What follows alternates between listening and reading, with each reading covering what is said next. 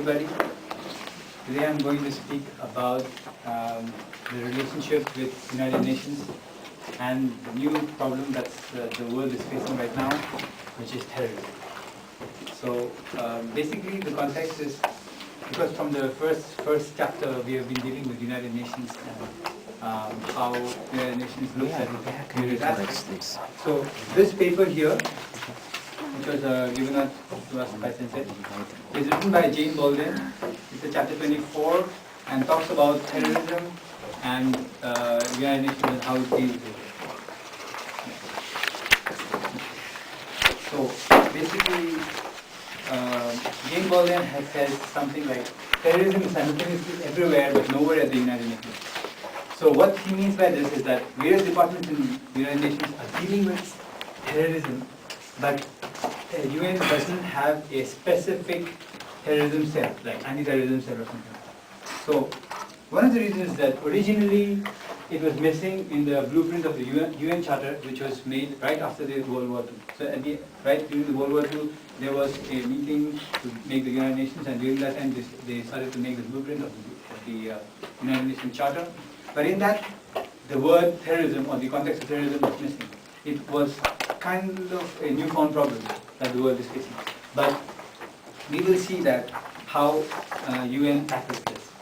So, but the charter provisions were expansive. When they were making the blueprint of the charter, the provisions were expansive, which means that they could include provisions against terrorism and against.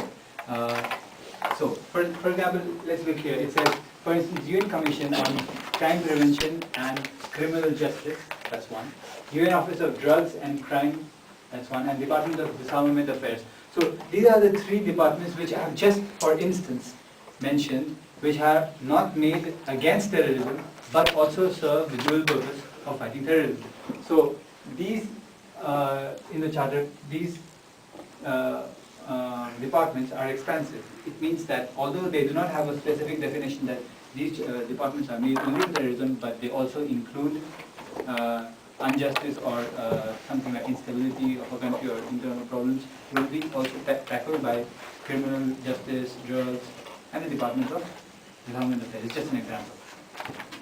So let's say the role of how the role of the General Assembly began at the United Nations.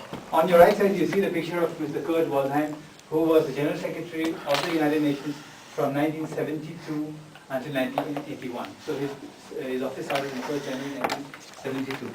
Now, what happened was, the first response to deal with terrorism was a request by Secretary General Kurt Waldheim in 1972 with relation to the high-profile attack on Israeli athletes at the Munich Olympic Games, Munich 1972. So during Munich 1972, there was an Israeli Olympic team which was attacked and gunned down by alleged Palestinian Islamic community.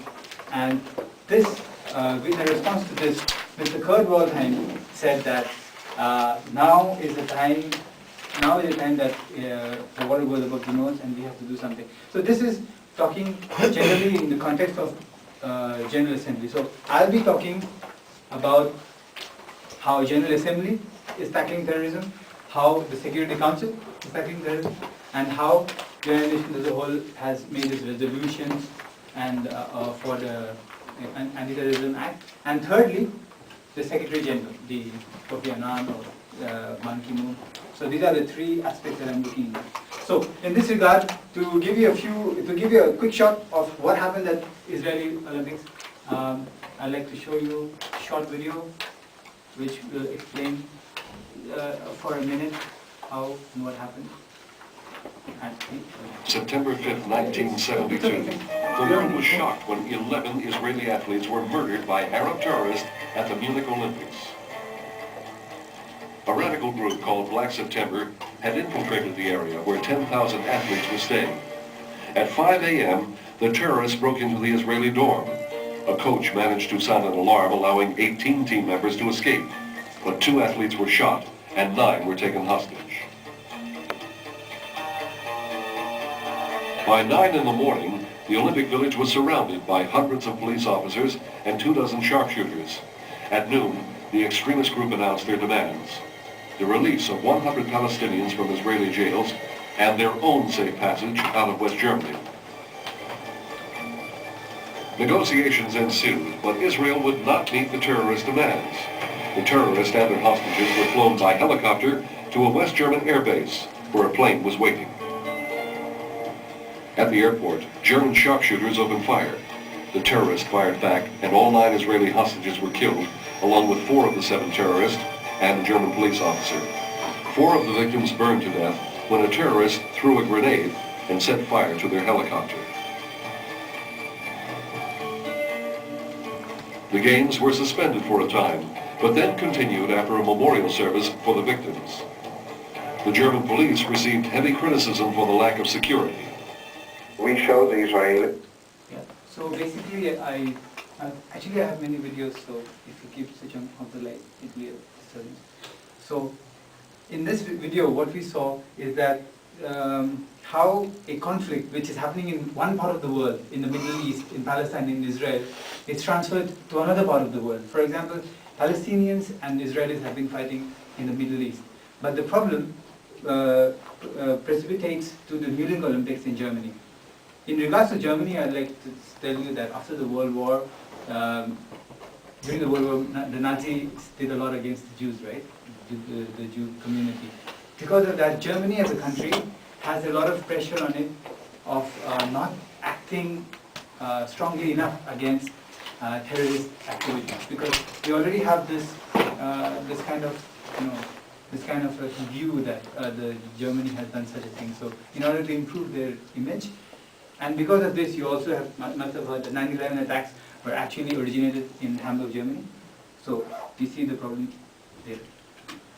Okay. So what happened was the Cold War politics retarded the response to terrorism by permanent members. Now, because of the Cold War problem that was the Cold War politics that was going on, it was difficult. It was difficult for Kurt Waldheim and the United Nations General Assembly to respond quickly to the problem, because you see, in one part of the world, let's say Vietnam, where the Americans went with guns to fight communism. So also in the case of Afghanistan, where they threw out the Soviet army. In these instances, we have seen that because of Cold War politics, you could not define what exactly is terrorism. Is terrorism state-based terrorism, or is it liberation struggle? For example, let's look at Nelson Mandela. He was called the biggest terrorist, and he was put in jail. But then, when he came into the power, he became president of South Africa. So, is it a liberation struggle, or is it state-based terrorism? America sends its troops to Afghanistan. Why? To support Mujahideen, to throw away the Soviet struggle in Afghanistan. But then, what is it? Is America sending troops called state-based terrorism, or is it a liberation struggle of the Mujahideen from the Soviet Communist Party? What is it? So the problem of definition has marred the problem of defining what exactly is terrorism, and that issue is still being addressed every time the General Assembly meets. Okay, this on the right side you see the Office of General Assembly photograph. It's the 6th committee of 13th International Legal Convention, which includes prohibitions against hijacking. So it defines what exactly includes it. Hijacking, crime against internationally protected people, taking of hostages, terrorist bombings, and the use of nuclear material are just a few of the prohibitions which is included in the 6th committee's 13th International Convention. Oh, sorry. Okay. Resolution 290 of the International Convention for Suppression of Acts of Nuclear